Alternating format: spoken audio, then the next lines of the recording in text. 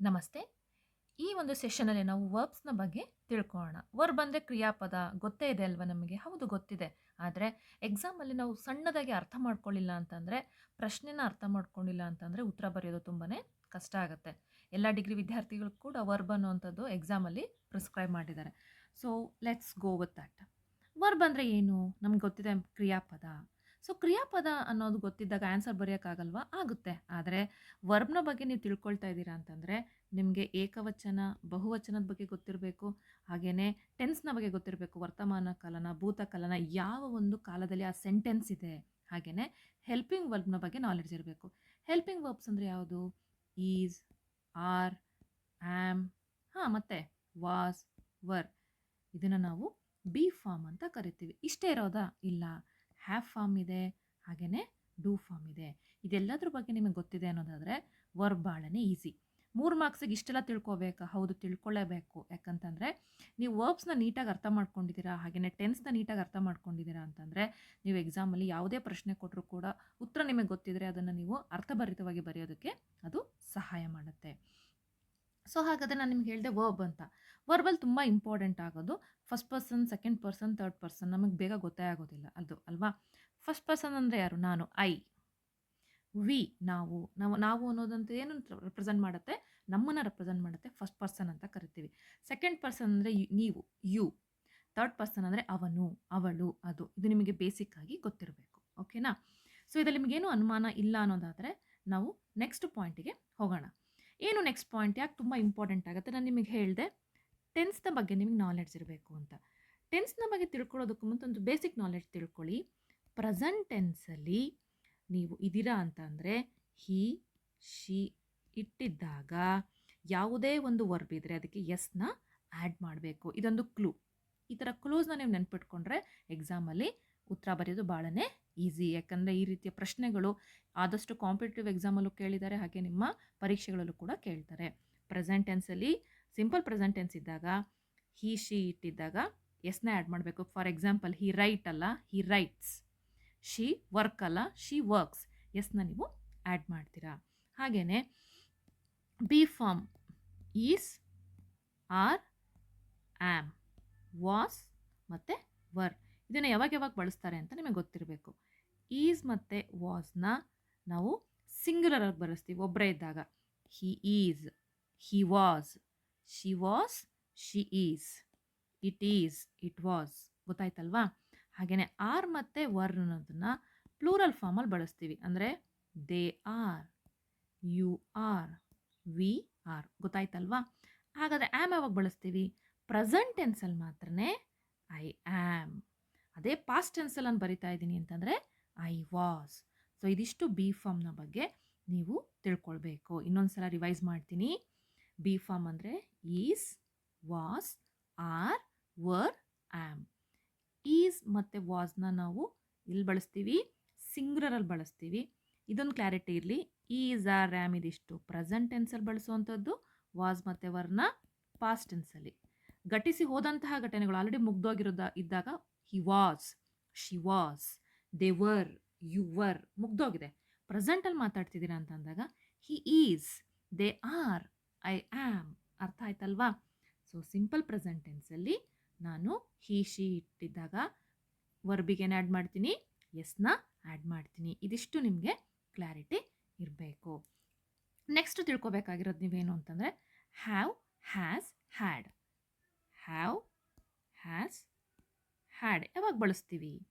Have ಅನ್ನೋದನ್ನ again plural, ತುಂಬ ಜನ ಇದ್ದಾರೆ.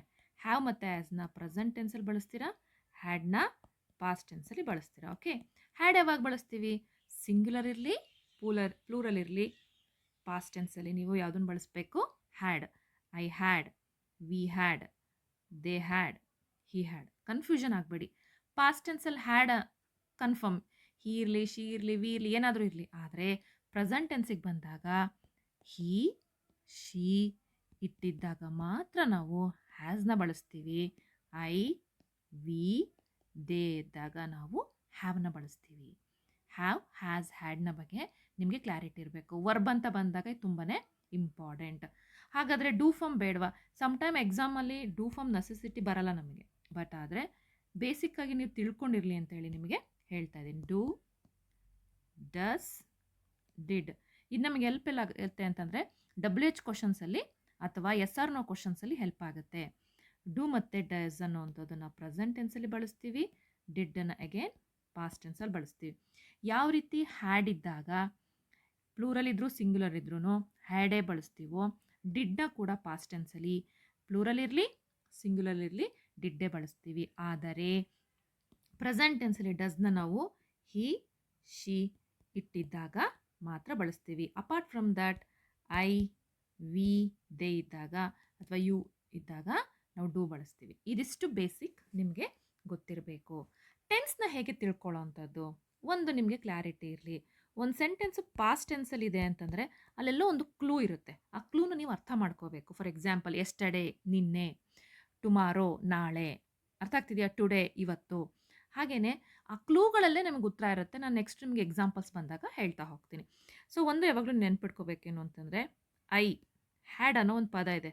ನೆಕ್ಸ್ಟು ನಿಮಗೆ ಅಲ್ಲಿ ಏನು ಕೊಟ್ಟಿದ್ದಾರೆ, ಫಿಲ್ ಇನ್ ದ ಬ್ಲ್ಯಾಂಕ್ಸ್ ಕೊಟ್ಟಿದ್ದಾರೆ. ಹ್ಯಾಡ್ ಇರಲಿ, ಹ್ಯಾಸ್ ಇರಲಿ, ಇದೆರಡೂ ಪದ ಇದೆ ನಿಮಗೆ ಕೊಟ್ಟಿರುವಂಥ ಪ್ರಶ್ನೆಯಲ್ಲಿ ಅಂತಂದಾಗ ನೆಕ್ಸ್ಟ್ ನೀವು ಬರೆಯುವಂಥ ಉತ್ತರ V3 ಆಗಿರಬೇಕು. V3 ಅಂದರೆ ನಿಮಗೆ ಗೊತ್ತಿದೆ ಅಂತ ನಾನು ಅಂದ್ಕೊಳ್ತೀನಿ. Verb 1, verb 2, verb 3. So for example work present tense, worked past tense, past participle worked, work, worked, worked. ಇನ್ನೂ ಈಸಿಯಾಗಿ ತಗೊಳ್ಳೋಣ. ಈಟ್ ಪ್ರೆಸೆಂಟ್ ಟೆನ್ಸ್ ಅಲ್ವಾ, ಏಟ್ ಪಾಸ್ಟ್ ಟೆನ್ಸ್, ಈಟನ್ ಇದನ್ನು ನಾವು ಪಾಸ್ಟ್ ಪಾರ್ಟಿಸಿಪಲ್ ಅಥವಾ V3 ಅಂತ ಕರಿತೀವಿ. ಈ V3 ಅನ್ನೋ ಉತ್ತರ ಇಲ್ಲಿ ಬರುತ್ತೆ. ಅರ್ಥ ಆಗ್ತಿದೆಯಾ? ಸೊ ಎಕ್ಸಾಮಲ್ಲಿ ಹ್ಯಾಡ್ ಅಥವಾ ಆ್ಯಸ್ ಇದೆ ಆ ಪ್ರಶ್ನೆಯಲ್ಲಿ ಅಂತಂದರೆ ಹೆಚ್ಚು ಯೋಚನೆ ಮಾಡಬೇಡಿ, ಉತ್ತರ ಯಾವಾಗಲೂ V3ನೇ ಆಗಿರುತ್ತೆ. ಈ ರೀತಿಯ ಕ್ಲೂಸ್ನ ವರ್ಬಲ್ಲೇ ಕೊಟ್ಟಿರ್ತಾರೆ. ಪ್ರಶ್ನೆ ಒಳಗಡೆನೇ ಉತ್ತರ ಇರುತ್ತೆ. ಹುಡ್ಕೋಂಥ ಪ್ರಯತ್ನ ನಿಮ್ಮದು ಆಗಬೇಕು. ಸೊ ಎಕ್ಸಾಂಪಲ್ಸ್ ಇಲ್ಲಿದೆ, ಬನ್ನಿ ನಾವಿಬ್ಬರು ಸೇರಿ ಈಗ ಉತ್ತರವನ್ನು ಕ್ರ್ಯಾಕ್ ಮಾಡೋಣ. Kavya dash a mile every day. Kavya every day ನಡೀತಾಳೆ ಅಂತ ಗೊತ್ತಾಯಿತು. ರನ್ ಇದೆ, ರನ್ಸ್ ಇದೆ. ಸೊ ರನ್ಸಾ ನಿಮಗೆ ಹೇಳಿದ್ದೆ ನಾನು, ಪ್ರೆಸೆಂಟ್ ಟೆನ್ಸಲ್ಲಿ ನಾವು ವರ್ಬಿಗೆ ಏನು ಆ್ಯಡ್ ಮಾಡಬೇಕು? S. So the answer is runs. The dogs dash night. ಇಲ್ಲಿ ಡಾಗ್ಸ್ ಅಂತ ಇದೆ. ಇದ್ಯಾವುದು? Plural form. ಒಂದು ನೆನ್ಪಿಟ್ಕೊಳ್ಳಿ, ಒಂದು ಸೆಂಟೆನ್ಸಲ್ಲಿ ಎರಡು ಪ್ಲೂರಲ್ ಫಾರ್ಮ್, ಎರಡು ಬಹುವಚನ ಬರಬಾರ್ದು. ಸೊ ಡಾಗ್ಸ್ ಅಂತ ಇದೆ, ಉತ್ತರ ಏನಾಗುತ್ತೆ? Bark. The dogs bark all night. The eagle caught the snake. Already ಅದು ಸ್ನೇಕ್ನ ಹಿಡ್ಕೊಂಡ್ಬಿಟ್ಟಿದೆ. The eagle catch the snake ಆಗೋದಿಲ್ಲ, ಯಾಕಂದ್ರೆ ನಮಗೆ ಕ್ಲಾರಿಟಿ ಇಲ್ಲ ಅಲ್ವಾ. ಸೊ ಕ್ಲಾರಿಟಿ ಇದೆ. So the answer is caught. We dash in the park in the evening. We play in the park in the evening. ಯಾಕೆ ಪ್ಲೇಸ್ ಬರೆಯಲ್ಲ? ನಮಗೆಲ್ಲರಿಗೂ ಗೊತ್ತಿದೆ, ಕೇವಲ ಹಿ, ಶಿ ಇಟ್ಟಿದ್ದಾಗ ಮಾತ್ರ ನಾವು ಎಸ್ನ ಆ್ಯಡ್ ಮಾಡ್ತೀವಿ. ಪ್ಲೂರಲ್ ಇದ್ದಾಗ ಎಸ್ನ ಆ್ಯಡ್ ಮಾಡಲ್ಲ. ಐ ಹೋಪ್ ನಿಮ್ಗೆ ಅರ್ಥ ಆಗ್ತಿದೆ ಅನ್ಕೋತೀನಿ. ಸ್ನೇಹ ಡ್ಯಾಶ್ ಸ್ಕೂಲ್ ಎಸ್ಟರ್ಡೇ. ನೋಡಿ ಇಲ್ಲೇ ನಮಗೆ ಉತ್ತರ ಇದೆ. ಎಸ್ಟರ್ಡೇ ಪಾಸ್ಟ್ ಟೆನ್ಸ್ನ ರೆಪ್ರೆಸೆಂಟ್ ಮಾಡ್ತಿದೆ. ಗೋನ ಪಾಸ್ಟ್ ಟೆನ್ಸ್ ಏನು? ವೆಂಟ್. ಆನ್ಸರ್ ಗೊತ್ತಾಯ್ತಲ್ವಾ? Sheela dash to be a police officer when she grows up. When ಅನ್ನೋ ಯಾವಾಗ ಅವಳು ಬೆಳೆದು ದೊಡ್ಡವಳಾಗ್ತಾಳೋ ಆವಾಗ ಅವಳೇನಾಗ್ತಾಳೆ? ಪೊಲೀಸ್ ಆಫೀಸರ್ ಆಗ್ತಾಳಂತೆ. So Sheela wants to be a police officer when she grows up. ಅರ್ಥ ಆಗ್ತಿದೆ ಅಲ್ವಾ? Mahesh dash back to his mother. Mahesh run back to his mother. Ramya dash very fast. Ramya walks very fast. You can dash with us. You can came with us. ನೀನು ನಮ್ಮ ಜೊತೆ ಬರಬಹುದು. They dash to the picnic together. They go to a picnic together. ಅವರು ಒಟ್ಟಿಗೆನೆ ಪಿಕ್ನಿಕ್ಕಿಗೆ ಹೋಗ್ತಾರಂತೆ. I hope ನಿಮಗೆ ಅರ್ಥ ಆಗ್ತಿದೆ ಅಂತ ಹೇಳಿ ನಾನು ಭಾವಿಸ್ತೀನಿ. ಸೊ ನೆಕ್ಸ್ಟ್ ನೋಡಿ, ನಿಮ್ಮ ಕ್ವಶನ್ ಪೇಪರಲ್ಲಿರುವಂತಹ ಕ್ವಶನ್ಸ್ನೇ ನಾವು ಸಾಲ್ವ್ ಮಾಡೋಣ. ಸೊ ನಿಮಗೆ ಈಸಿಯಾಗಿ ಇದು ಅರ್ಥ ಆಗುತ್ತೆ ಅಂತ ಅಂದ್ಕೊಳ್ತೀನಿ. ನೋಡಿ ಫಸ್ಟ್ ಪ್ರಶ್ನೆ, I dash the office early yesterday. ಪ್ರಶ್ನೆಯಲ್ಲೇ ಎಸ್ಟರ್ಡೇ ಅಂತಿದೆ. ಸೊ ಲೀವ್ ನ ಉತ್ತರ ಏನಾಗುತ್ತೆ? I left the office early yesterday. They dash definitely some interest. Be form ಅಂತ ಕೇಳಿದ್ದಾರೆ. ಬಿ ಫಾರ್ಮ್ ಯಾವುದದು? Is, was, are, were, am ಗೊತ್ತಲ್ವಾ? There is definitely some interest. ಕೆಲವೊಂದು ಸಲ ಏನಂತಾರೆ ಯೂನಿವರ್ಸಲ್ ಆಗಿರುವಂತಹ ಸೆಂಟೆನ್ಸ್‌ನ ಕೊಟ್ಟಾಗ ಅದು ಯಾವಾಗಲೂ ಕೂಡ ಪ್ರೆಸೆಂಟ್ ಟೆನ್ಸಲ್ಲಿ ಇರತ್ತೆ. They dash not attended A single meeting so for. So for ಅಂದರೆ ಇಲ್ಲಿಯ ತನಕ. So present tense. ಹ್ಯಾವ್ ಇದೆ. ಸೊ ಪ್ರೆಸೆಂಟ್ ಟೆನ್ಸಲ್ಲಿ ಏನು ಬರೀಬೇಕು?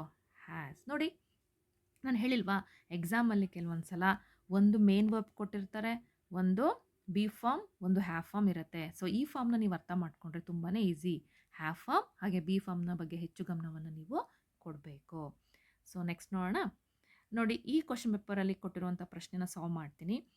Hitesh dash the movie yesterday. Again ಇಲ್ಲೇನಿದೆ? ಎಸ್ಟರ್ಡೇ. ಸಿಯ ಪಾಸ್ಟ್ ಟೆನ್ಸ್ ಏನು? ಸಾ.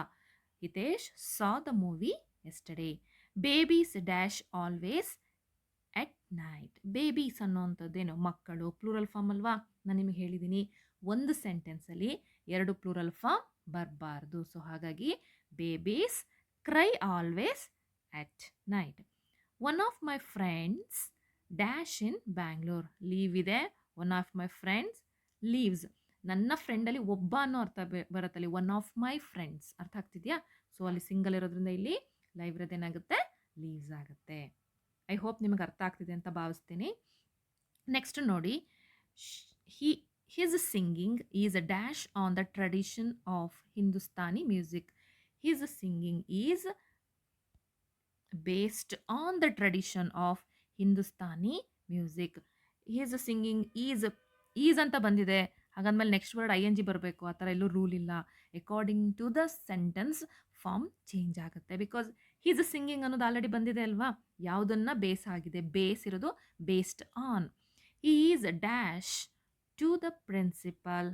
ನಾವು ಅಬ್ಸರ್ವ್ ಮಾಡಿ, ನಿಮಗೆ ಕೊಡೋಂಥ ಎಕ್ಸಾಮ್ನ ಪ್ರಶ್ನೆಯಲ್ಲಿ ಈಸ್ ಆದಮೇಲೆ ನೆಕ್ಸ್ಟ್ ಏನಾದರೂ ಅಲ್ಲಿ ಫಿಲ್ ದ ಬ್ಲ್ಯಾಂಕ್ ಇದ್ದರೆ ತುಂಬ ತಲೆ ಕೆಡಿಸ್ಕೋಬೇಡಿ. ಏನಿದೆಯೋ ಅದಕ್ಕೆ ING ಆ್ಯಡ್ ಮಾಡಿ.